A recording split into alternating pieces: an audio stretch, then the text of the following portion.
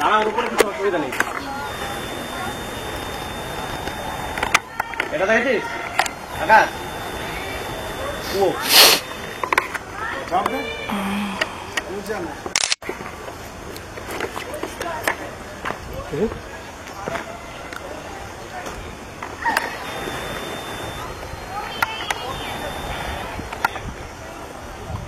तकलीफ न होती जीने में,